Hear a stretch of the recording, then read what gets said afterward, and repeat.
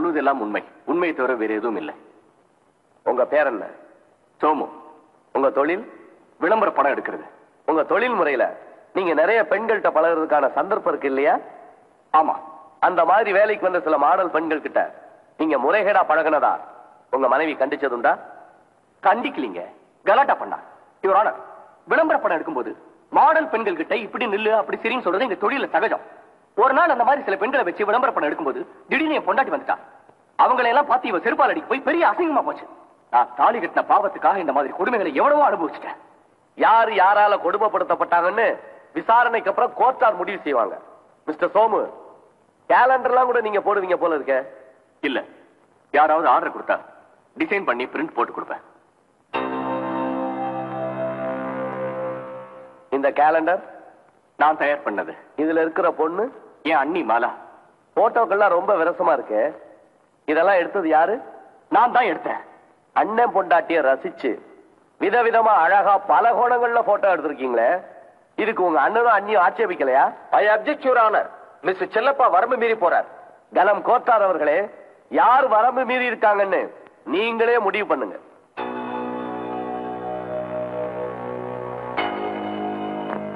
Your honour, இந்த மாதிரி முன்பின் தெரியாம மொட்டையா கேள்வி கேட்டா யாரா இருந்தாலும் சந்தேகம் வரும். இஃப் யூ டோன்ட் மைண்ட், நான் சில விஷயங்கள் சொல்ல விரும்புறேன். அந்த போட்டோல இருக்கிற மாலா இப்ப என் அண்ணி. எங்க அண்ணன் அவங்களை கட்டிக்கிறதுக்கு முன்னாடியே மாலா எனக்கு நல்லா தெரியும். As a good friend. இந்த கேலண்டருக்கு ஆர்டர் வாங்கி தந்து நான் தொழில முன்னேற உதவி செஞ்சதும் அவங்கதான். நான் எடுத்த படங்களை எல்லாம் பார்த்துட்டு என் அண்ணன் மாலாவை கட்டிக்க விரும்பினார். நான் ஏற்பாடு பண்ணேன். That's all. வேற என்னென்ன நீங்க ஏற்பாடு பண்ணுவீங்க? மிஸ்டர் லாயர், ஜாக்கிரதையா பேசுங்க. அசிங்கமான கேள்வி எல்லாம் கேட்டீங்க, கோர்ட்டில் கூட பார்க்க மாட்டேன். Mister Somu, behave your self. Mister Chellappa, வழக்குக்கு தொடர்பில்லாத அனாவசியமான பர்சனல் கொஸ்டின்ஸ் தேவையில்லையே. சாரி ஒரு ஆனர், ஒரு அடிப்படை பண்பாடு இல்லாத முரட்டுத்தனமான சோமுவோட சுமதி ஏன் வாழ விரும்பலன்னு நிரூபிக்கதான் இந்த கேள்வியை கேட்டேன். That's all.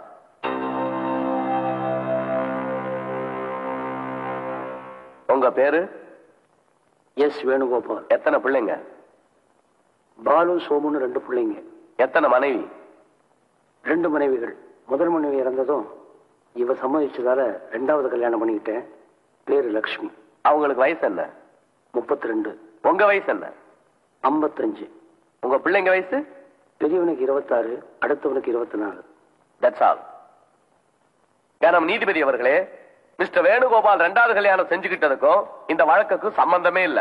ஆனா வயசுக்கு வந்த தான் பிள்ளைங்களுக்கு முன்னால மிஸ்டர் வேணுகோபால் தான் இளம் மனைவியோட சரசம் ஆடுறது சல்லாபம் பண்றதுமா இருந்திருக்காரு. இத சுமதி கண்ணால பார்த்திருக்காங்க. இப்படிப்பட்ட அடிப்படை பண்பாடு இல்லாத குடும்பத்துல ஒழுக்கக்கேடு என்பது தவிர்க்க முடியாது. இத ஜாட மாடையா கண்டிச்ச சுமதிய வீட்டை விட்டு வெளியே அனுப்பிச்சிருக்காங்க. இந்த குடும்பத்துல மானமுள்ள பண்புள்ள ஒரு பொண்ணு எப்படி குடும்பம் நடத்த முடியும்? ஐ அப்ஜெக்ட் யுவர் ஆனர். வேணுகோபால் என்ன தப்பு செஞ்சாரு? செல்லப்பா ஏதோ தானே நேர்ல பார்த்த மாதிரி அவருடைய யூகங்களை சொல்றது தவறு. சுமதி நேர்ல பார்த்ததாகவோ சொன்னதாகவோ இவர் சொல்றதுக்கு என்ன ஆதாரம்? சுமதியை விசாரிக்கும் போது அதை பத்தி பேசலாம். நெக்ஸ்ட். உங்க பேர் என்ன? என்னமாமா இப்படி கேக்குறீங்க? நான் தான் மணி, நைனா வீட்டுல வேலை பாக்குறேன். Shut up. கேட்ட கேள்விக்கு பதில் சொல்லுங்க. வயசு என்ன? 19. சுமதி உங்களுக்கு தெரியுமா? சுமதி உங்க பொண்ணு தானே? இன்னும் விஷயம், சுமதி சோமு அண்ணன் பொண்டாட்டி. ஒரு நாள் வீட்டுல யாரும் இல்லாதப்ப நீங்க சுமதி கிட்ட தகாத முறையில பேசினது உண்டா? ஐயோ, நான் ஒரு தப்பும் பண்ணலீங்க. சரி, என்ன நடந்ததுன்னு விவரமா சொல்லுங்க. அது வந்து ஒரு நாள் வீட்டுல எல்லாரும் வெளியே போயிருந்தாங்க. அண்ணி தனியா இருந்தாங்க, நானும் தனியா இருந்தேன். எனக்கு போர் அடிச்சுது.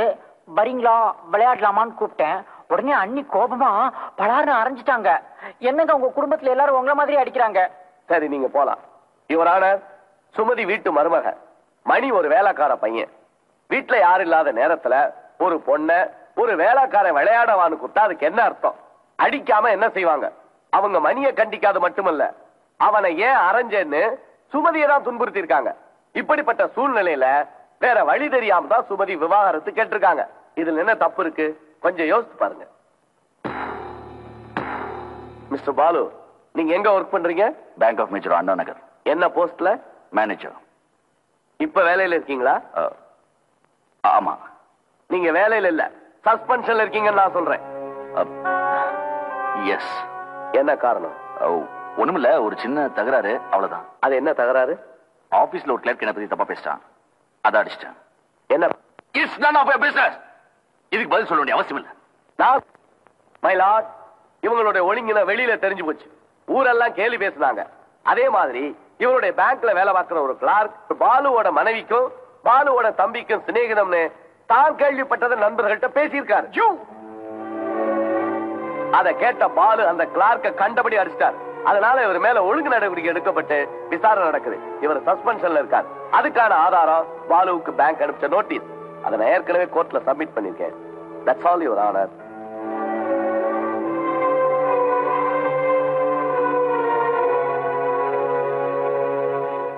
மை லார்ட், நான் சொல்ல வேண்டியதெல்லாம் நேரடியா உங்ககிட்ட சொல்லிடுறேன். இவரோட அப்ரோச் எனக்கு கொஞ்சம் கூட பிடிக்கல. அதுக்கப்புறமும் என் மேல சந்தேகமா இருந்தா இவர் என்ன கேள்வி கேட்கட்டும். ஓகே, சொல்லுமா. இந்த கேஸை சுத்த அபத்தமானதுங்கிறது என்னோட அபிப்பிராயம். நானும் சோமுவும் நல்ல நண்பர்களா பழகுறதுல என்ன கேவலம் இருக்கு? ஒரு ஆணும் பெண்ணும் நண்பர்களா இருக்க கூடாதுன்னு ஏதாவது சட்டம் இருக்கா?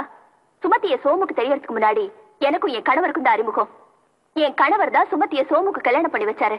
அதுக்காக சுமதிக்கும் என் கணவருக்கும் தொடர்பு இருக்கிறதா கதை கட்டி விடுறதா?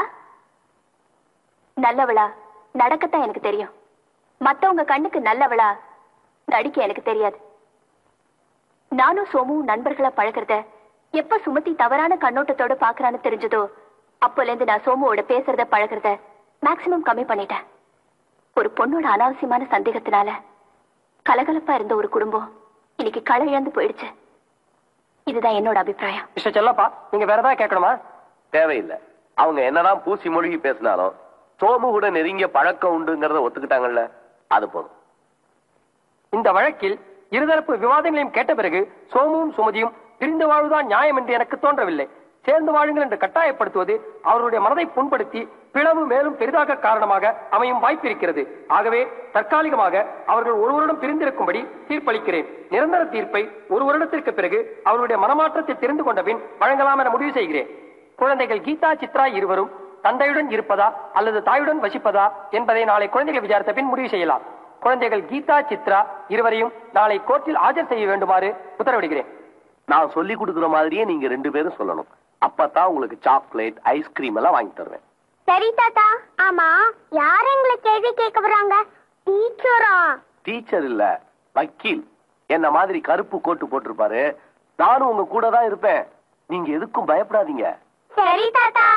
முதல்ல நான் சொல்வதெல்லாம் உண்மை அப்படின்னு சொல்லணும். நீ சொல்லு. நான் சொல்வதெல்லாம் உண்மை. எங்க நீ சொல்லு. நான் சொல்வதெல்லாம் உண்மை. அப்புறம் உங்க பேர் என்னன்னு கேட்பாங்க. அதான் எங்களுக்கே தெரியுமே. சொல்லுங்க. My name is Geetha. My name is Chitra. அப்புறம் என்ன கேட்பாங்க? உங்களுக்கு அம்மாவை பிடிக்குமா அப்பாவை பிடிக்குமான்னு கேட்பாங்க. அதுக்கு நீங்க என்ன சொல்லணும் தெரியுமா? எங்களுக்கு அம்மாவை தான் பிடிக்கும், அப்பாவை பிடிக்காதுன்னு சொல்லணும். சொல்லுங்கம்மா. எனக்கு அப்பாவை பிடிக்கும். ஆமா தாத்தா, எனக்கும் அப்பாவை தான் பிடிக்கும். நான் சொல்றபடிதான் கேட்கணும். அப்பாவை பிடிக்காதுன்னு சொல்லணும். என்ன தாத்தா, நீங்க தானே உண்மை பேச சொன்னீங்க, இப்ப பொய்யே பேச சொல்றீங்களே. என்னங்க, உங்க கோர்ட்டு, கேஸ், விசாரணை இதெல்லாம் குழந்தைங்கிட்ட வேண்டாங்க. பாவம், அதுங்களுக்கு என்ன தெரியும்? விவரம் முடியாம பேசாத. ஜட்ஜு குழந்தைகளை விசாரிக்கணும்னு சொல்லிட்டாரு. இந்த கேஸ் ஜெயிக்கிறதும் தோக்குறதும் இவங்க கையில தான் இருக்கு. கீதா, சித்ரா, நீங்க சின்ன பிள்ளைங்க, உங்களுக்கு ஒண்ணும் தெரியாது. உங்க அப்பன் ஒரு குடிகாரன், அயோக்கியன். நான் சொல்றபடி கேட்டாதான் நீங்க உங்க அம்மா கூட இருக்கலாம். இல்லைன்னா நீங்க உங்க அம்மா பார்க்கவே முடியாது. உங்களை ஜெயில போட்டுருவாங்க. ஏன் தாத்தா ஜெயில போடுறாங்க? நான் சொல்றபடி சொன்னா உங்களை ஜெயில போட மாட்டாங்க. அந்த கூண்டுல போய் நில்லுங்க.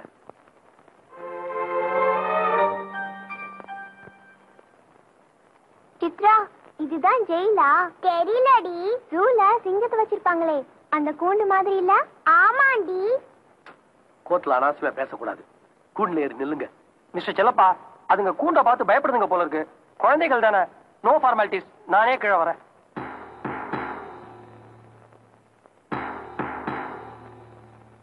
Come come come come come வாங்க. வாடியா. ஓகே. குட். இங்க உட்காருங்க. உங்க பேர் என்ன? ஐய, முதல் கேள்வியை தப்பா கேக்குறீங்களே. வேற எப்படி கேட்கணும்? நான் சொல்வதெல்லாம் உண்மை, உண்மை தவிர வேற எதுவும் இல்லை. அப்படிதான் சொன்னோம். தாத்தா சொல்லிருக்காரே. என்ன மிஸ்டர் செல்லப்பா, வீட்லயே ட்ரைனிங்கா? ப்ரொசீஜர்.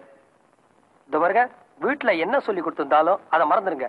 இப்ப நான் கேட்கறதுக்கு தைரியமா பதில் சொல்லுங்க. உங்க பேர் என்ன? கீதா. என் பேரு சித்ரா. என்ன படிக்கிறீங்க? யூகேஜி. நானும் யூகேஜி தான். Very good. நான் உனக்கு கேட்கட்டமா? நீங்க யார், வக்கீலா? இல்ல, ஜட்ஜ். அது வந்து தாத்தா மாதிரி. ஆமா, ஏன் கேக்குறீங்க? உங்களை எப்படி கூப்பிடுறதுன்னு தெரிஞ்சுக்கட்டா. அதான் சொல்லிட்டார்லடி, தாத்தானே கூப்பிடுவோம். சரியா தாத்தா? தேவைதான் எனக்கு. பாருங்க, நல்லா யோசிச்சு சொல்லுங்க. உங்களுக்கு எம்ஜிஆர் பிடிக்குமா இல்ல சிவாஜி பிடிக்குமா? எங்களுக்கு ஜெயலலிதா தான் பிடிக்கும். ரெண்டு ரெட்டா வாழுங்க. வேற ரூட்ல போறீங்க, அதை விடுங்க. நான் சொல்ல கேளுங்க. சாக்லேட் பிடிக்குமா ஐஸ்கிரீம் பிடிக்குமா? எனக்கு ஐஸ்கிரீம் பிடிக்கும். எனக்கு சாக்லேட் பிடிக்கும். ஆனா சாக்லேட் சாப்பிட்டா அம்மா உதைப்பாங்க, பல்லு கெட்டுடுமா. இது பாருங்க, ஐஸ்கிரீம் சாக்லேட் சாப்பிட்டதுக்கு அப்புறம் தண்ணி எடுத்து வாயில நல்லா கொப்பளிங்க. வாயில பல்லு அப்புறம் கெடவே கெடாது. யுவர் ஆனர், இது கோர்ட்டு. தெரியும் சார், உங்களுக்கு எனக்கு தான் இது கோர்ட்டு, குழந்தைகளுக்கு இல்ல. இத பாருங்க, இப்ப நான் ஒரு முக்கியமான கேள்வி கேட்க போறேன். அதுக்கு நல்லா சரியா பதில் சொல்லணும். ஓகே? உங்களுக்கு அப்பா பிடிக்குமா அம்மா பிடிக்குமா?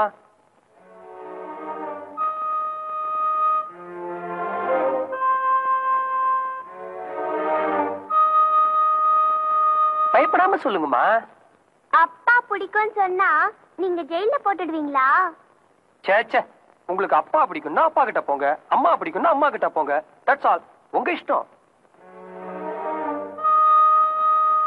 தைரியமா சொல்லி, இந்த தாத்தா ரொம்ப நல்லவர். எனக்கு அப்பாவை தான் பிடிக்கும். எனக்கும் அப்பாவை தான் பிடிக்கும். தாத்தா, எங்களை எங்க அப்பா கூடயே அனுப்பி வைங்க. ஆமா தாத்தா, நானும் அப்பா கூடயே போறேன். இந்த தாத்தாவை எனக்கு பிடிக்கவே இல்ல, எப்பவும் பொய்யதான் சொல்றாரு. அதெல்லாம் இனிமே உங்களை யாரும் ஒண்ணும் சொல்ல முடியாது. தைரியமா இருங்க.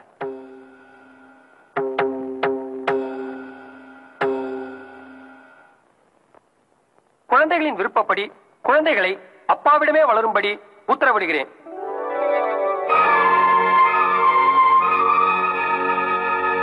ஒரு பிரபலமான சீனியர் லாயர் செல்லப்பா போன்றவர்கள் பிஞ்சு குழந்தைகளை கூட பொய் சொல்லும்படி தூண்டியதை நான் வன்மையாக கண்டிக்கிறேன். அந்த ஜட்ஜ் வேணும்னே அவங்களுக்கு சாதகமா தீர்ப்பு சொல்லிட்டாரு. இதை நான் சும்மா விட போறதில்ல. ஹைகோர்ட் சுப்ரீம் கோர்ட் வரைக்கும் போய் இந்த கேஸ ஜெயிக்கல, என் பேர் செல்லப்பா இல்ல. என்ன செய்வீங்களோ எனக்கு தெரியாது, ஆனா என் குழந்தைங்க என்கிட்ட வரணும். அவங்க எல்லாம் ஒரு நிமிஷம் கூட என்னால இருக்க முடியாது.